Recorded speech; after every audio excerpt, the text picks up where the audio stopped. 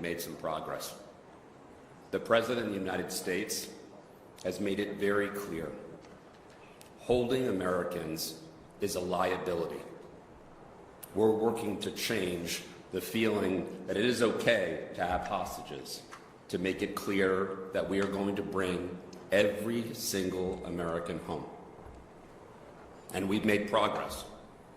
We brought 175 people home, over 100 Americans, others allies in Israel, other places. I see some of you here in the room tonight. But we're not going to stop. We're not going to stop until all Americans are home.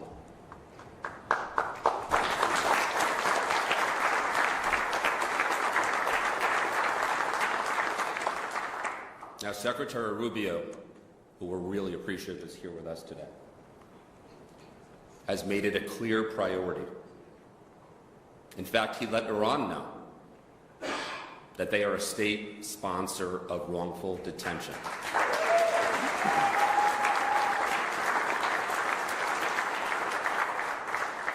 And he has put other countries on notice, not just Iran. Anyone that holds American citizens, Russia, Afghanistan, countries in Africa, that it's not okay and we will not stop until they're home. I want everybody to know our success is driven by a number of things. First and foremost, it's driven by the President of the United States, President Trump's vision to get to peace through strength. And that is why we're succeeding, not only on the hostage side, but it's why he's succeeding broadly. The second thing is a group of people, the FBI, state, our National Security Council, that are committed to bringing people home. And these are people that I am privileged to work with because they risk their lives. Some people don't know they're behind the scenes. But I know how much they make a difference. And I know and I see when President Trump unleashes talent, what we can do, how many people we can bring home. So I'd like to introduce you to our Deputy Director at the FBI, Deputy Director Christopher Rea, who's been a huge partner with us, SPIHA, with State, in bringing people home. So thank you.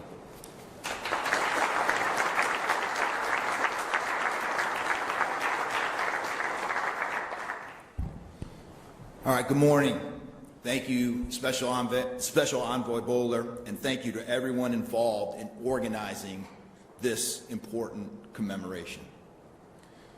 I want to begin by thanking Secretary Rubio, as well as Special Envoy Bowler, for their advocacy and support of the interagency efforts to bring home all Americans held hostage or wrongfully detained abroad, and to get justice and answers for the families.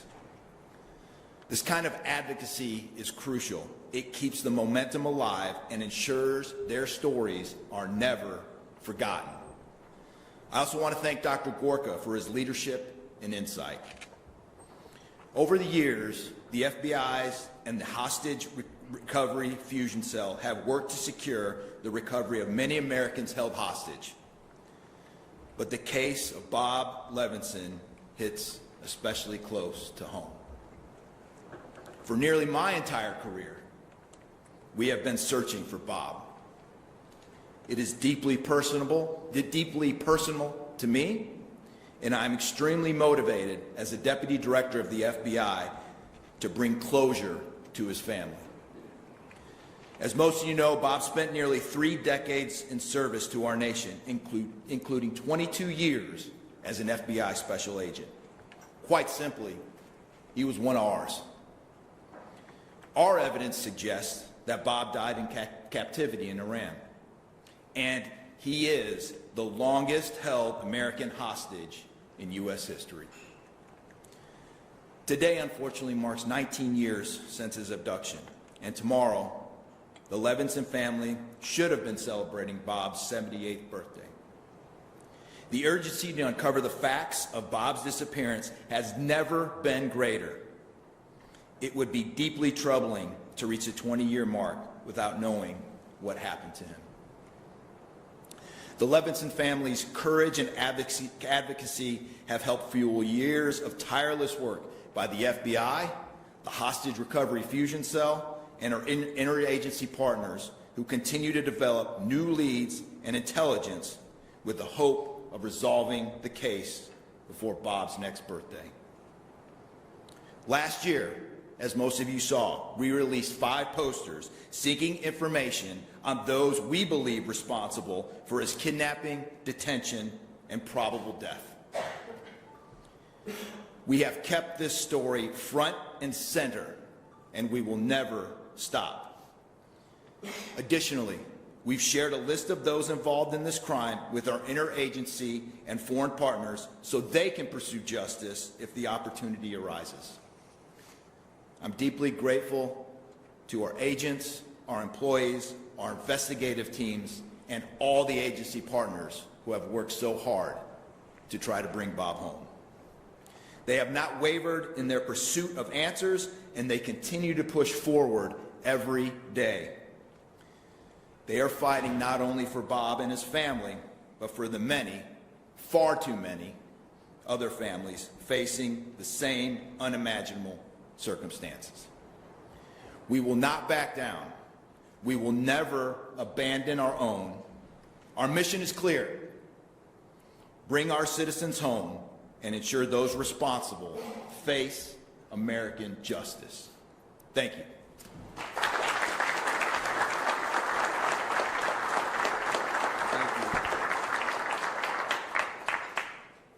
Thank you. I want to welcome everyone here to the State Department. I wish it was on a happier occasion, although we do have things to celebrate in terms of Americans that have been returned, but also we remember those who have not returned. I want to open, first of all, just by stating the obvious. The United States is currently engaged in an operation targeting one of the world's leading hostage taker, the world's leading sponsor of terrorism, the regime in Iran.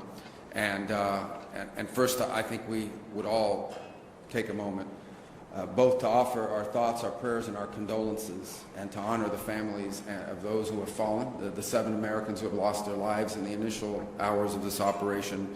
Incredibly brave Americans, and you saw 6 of them dignified return over the weekend, and we all are all in awe of their service, of their bravery, of their courage, and our hearts and our support extend out to their families in this very difficult moment, and the families of these incredible heroes. And heroic things are happening all the time, some of which will never make it to the headlines, but American men and women in uniform are conducting an extraordinary mission with extraordinary efficacy and efficiency and impact. The goals of this mission are clear, and it's important to continue to remind the American people of why it is that the greatest military in the history of the world is engaged in this operation. It is to destroy the ability of this regime to launch missiles, both by destroying their missiles and their launchers, destroy the factories that make these missiles, and destroy their navy. I think we are all seeing right now the threat that this clerical regime poses to the region and to the world. They are trying to hold the world hostage. They are attacking their neighbors. They are attacking neighboring countries, their energy infrastructure, their civilian population. They're attacking embassies. This is a terrorist government. This is a terroristic regime. And we are seeing them conduct terrorism using nation-state elements, using weapons like missiles and one-way attack drones. And the objective of this mission is to destroy their ability to continue to do that. And we are well on our way to achieving that objective every single day with overwhelming force, with overwhelming precision.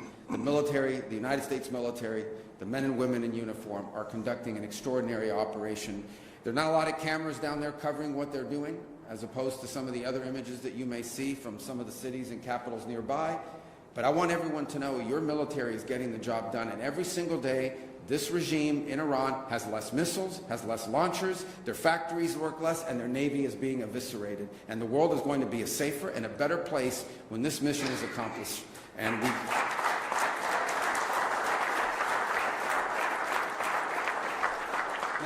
we are here today, obviously, on something that touches right on Iran, but I think, unfortunately, it's not just limited to Iran.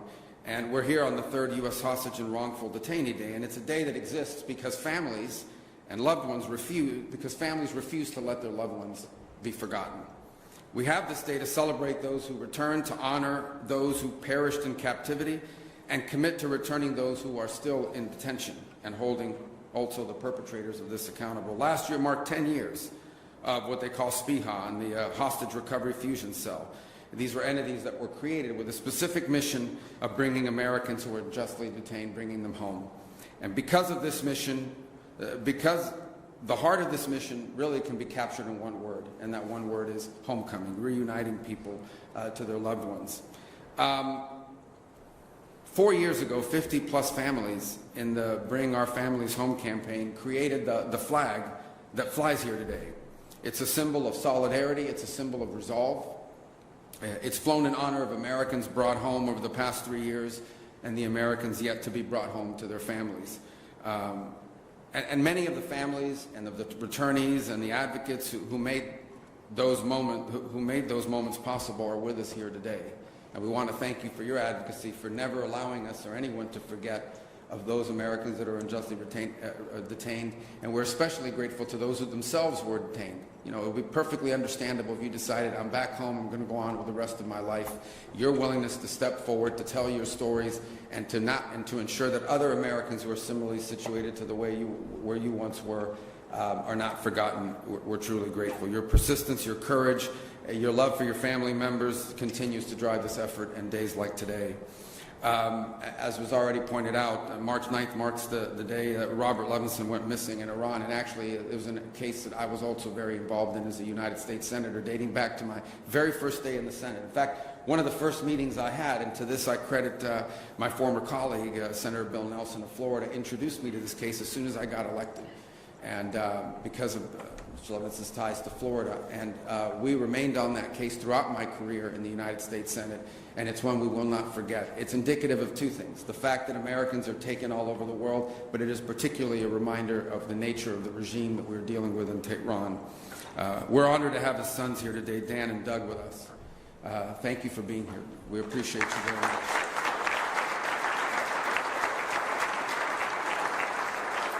And so today, in recognition of their extraordinary dedication, and really everyone's here, but in particular, we've dedicated the flag flown here today to the Levinson family.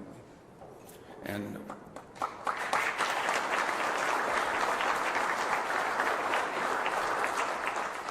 I think it's also important to give President Donald Trump a tremendous amount of credit. He has made, from the very first day in office, the return of Americans held abroad unjustly a priority of his administration.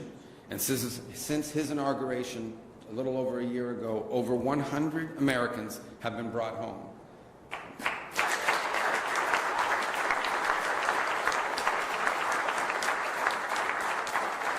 And by the way, here at the State Department, Adam and his team have done long working with our partners in the FBI and really across the interagency have done a phenomenal job in facilitating that, and they deserve a lot of credit as well. But the president isn't just focused on homecomings. He's also focused on ending the cycle of exploitation, of saying enough is enough, of ending the cycle in which Americans are somehow viewed as a valuable commodity that you can grab an American, you can unjustly hold them, and then try to trade them later on for some diplomatic concession or some political concession. We have to end that cycle. We have to make sure that Americans are no longer viewed as targets of opportunity around the world, and people and nation states and terroristic regimes like the one in Iran know that there are consequences for doing that. And that's why we established the state sponsor of wrongful detention designation. In essence, designating governments and entities that specifically use this as a tool of leverage to their benefit and to our detriment. They view Americans as a commodity that they can grab onto and then trade in the future. That cycle has to stop, and that's why this designation now exists. And that's why, you know, we're the first, I believe, country we designated right under this authority on February 27th was this clerical terroristic regime in Iran. Because when it comes to hostage taking, there has been no worse offender in the world than the clerical regime in Tehran. They are the worst offenders in the world of terrorism, and they are the worst offenders in the world of hostage taking from the very early days. And so they were our first designation. They were founded, unfortunately, on an assault on the brave men and women of our foreign and civil service that were located there in Tehran. And the message is going to be very clear. The United States will not tolerate hostage diplomacy. They're not going to tolerate, and we're going to continue to hold that regime accountable, and all other regimes that engage in this accountable for these practices. So, in closing, let me just say, today we honor those who are still waiting. It celebrates those who returned, and it remembers those whose homecoming came sadly and tragically in a different way. But our mission, even as we remember and honor those from the past, our mission is forward-looking. We believe in homecomings. We work for homecomings. And under the President's leadership, we will not stop until every single unjustly detained American is brought home. Thank you.